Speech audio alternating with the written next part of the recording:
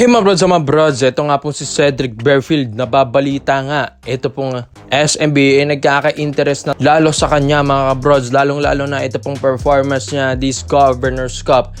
This video is brought to you by 1xBet. So matagal ko nang ginagamit ito mga brods at kumikita na rin ako dito kaya i-share ko ito sa inyo kung saan ito pong 1xBet ay isang betting platform. Pwede kang tumaya dito ng mga paborito mong kuponan, mapa PBA, NBA at kahit anong sports mga brods. Saktong-sakto may laban ng Meralco versus Barangay Ginebra. 1.58 odds ang Meralco tapos ang Ginebra naman 2.32 mga brods. Sa second game SMB naman versus Converge Fiber Xers, 1.32 ang odds ng SMB, 3.32 naman sa Converge Fiber Xers. Mas malaki odds, mas malaki ang balik sa iyo mga kabrods. Gamitin ang promo code na 1x overrated. Get up to 5,000 deposit bonus mga kabrods. And yung link ay nandyan sa pin comment section sa ibaba. 2024 kahit hindi man nakapasok ang Blackwater Bossing ay isa ito sa minamata ng San Miguel Beermen next season mga kabrods. Grabe rin kasi kung kumilos at maglaro ito pong point guard na ito. Sabi nga nila parang may import ang Blackwater kapag naglalaro si Cedric Berfield mga kabrods And yun nga, isa rin ito po Barangay Ginebra San Miguel sa may interest din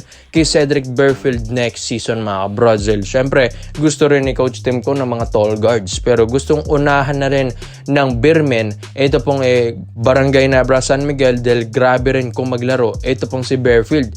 6'2 or 6'3 rin na point guard ito sa Blackwater. Yung confidence din na ito sa laro mga kabrods, yan ang isa sa mga gusto rin ni na Coach George Gallant sa isang player mga kabrods. Kaya gusto rin nila i-trade na rin yung mga ibang mga point guards na ito dahil syempre napaka-loaded na ng guards ng SMB mga kabrods kung tutuusin.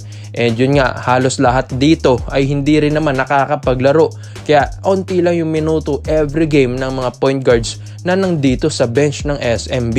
Kaya ito mga kabrods siguro dalawa or tatlong guard siguro ang isa-swap ng SMB dito sa Blackwater Bossing makuha ito pong si Cedric Berfield. Ganyan yung ginawa nila kay CJ Perez dati, di ba mga brods? While si CJ Perez nga number 1 pick nun, nakuha rin ng SMB. Paano pa? Ito pong si Berfield na pang number 2 pick lang ng Blackwater Bossing. Siyempre, yakang-yaka yan ng SMB mga brods. Kayang-kaya nila yan. Number 1 pick nga nakukuha pa nila, 'di ba mga kabrods? Pero dito sa Blackwater Bossing, ang gusto kasi ng SMB dito, pinakagusto nila ang isang Jetroy Rosario mga kabrods. Siguro nga papaubayan na ito ng SMB sa Barangay Ginebra San Miguel dahil kailangan din talaga ng Ginebra ng bigs.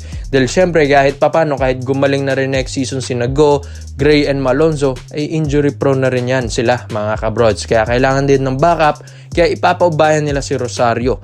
At ang focus ngayon ng SMB kay Berfield mga brods. Alam ko busy ang SMB ngayon sa serye nila against Converge Fiber Xers. Pero syempre may iba rin namang nag-aasikaso sa mga trade reports ng SMB at sa mga scouting reports ng SMB kung sino yung kukunin nila next season at kung sino yung iti-trade nila off season mga kabrods. So ito pong si Cedric Berfield kasi kung mapapanood lang ito sa live ng PBA, grabe kung maglaro rin ito mga kabrods. Parang import din ang galawan nito. Syempre may experience na rin ito sa ibang bansa, naglaro na rin sa iba't ibang liga. And yun nga, pagdating sa PBA parang minamani-mani na lang niya.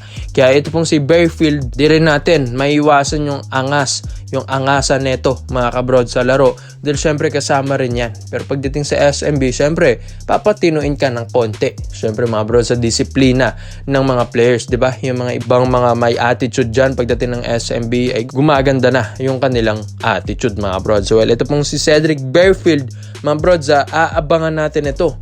Dahil ito yung focus ngayon ng SMB this off-season na makuha nila. Ito pong parang import na player or point guard na ito. Maganda pa dito, Blackwater Bossing ay syempre, konting kalabit mo lang yan under the table ay papayag at papayag na yan. Kaya komento mo lang pin mo dyan mga brods at isa natin yan. Ito naman po tayo sa kabilang balita naman natin mga brods. Natatandaan nyo ba? Ito pong si Sheldon Mack, ang dating replacement import ni Jordan Adams mga kabrods, pero isang beses lang itong naglaro. Nakagawa lang ng 17 points sa laro mga brods, pinalitan agad.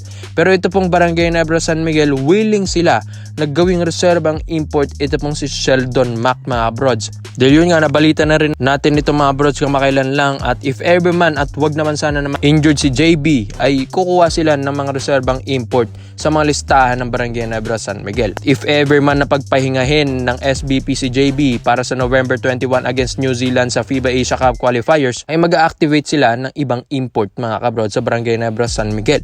And yun nga, habang nagbabakbakan ng Ginebra at Meralco Bolts dito sa best of 5 series ng quarterfinals, pinag-iisipan nila kung papalitan si JB at gusto nila ipalit ito pong si Sheldon Mac. Dahil sayang rin naman, natitenga lang naman yan si Sheldon Mac dito sa SMB bench. So, syempre mga bros, gawawa rin. Dahil syempre pinaglaro mo isang beses lang, tapos ginudge mo na agad, bigla mo agad binalik si Jordan Adams, di ba mga kabros?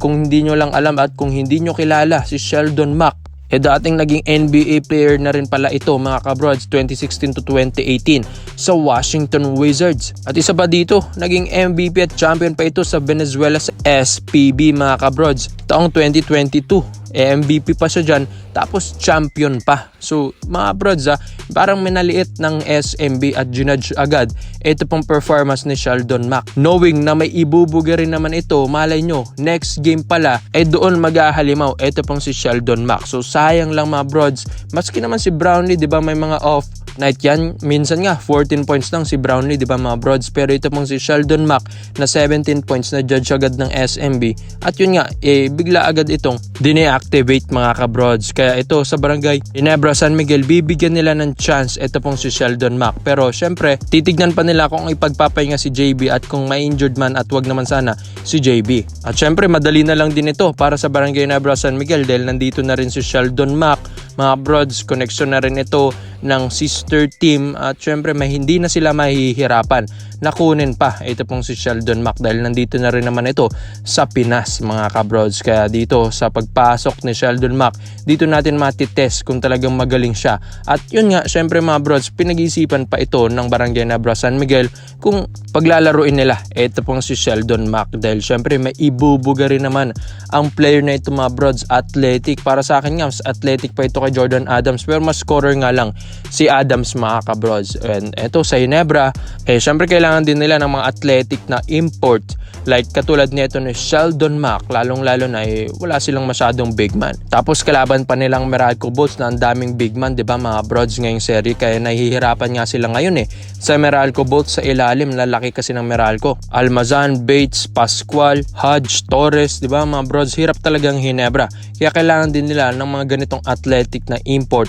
like Sheldon Mac. Kaya pinag-iisipan at pag-aaralan pa ito ng Ginebra mga brods kung mag-work ba ito pong si Sheldon Mac. Pero pag hindi, syempre si Brownlee na ang kanilang magiging import all throughout the conference mga brods, dahil syempre iba pa rin kapag meron kang Brownlee. Pero syempre pag naisip na ng SBP na malapit na rin ito pong laban nila against New Zealand sa November, ay pagpapahingayin talaga nila dahil siya ang naturalized import ng Gilas Pilipinas mga kabrods. Kaya abangan natin ito mga bros. Sheldon Mac, kakaiba rin ang import na ito, may ibubuga talaga mga bros. Titignan natin kung mabibigyan ito ng chance ng Barangay Nebra San Miguel. Kaya komento mo lang po yung dito mga bros, at isa-isa natin yan. Salamat po sa panonood mga bros.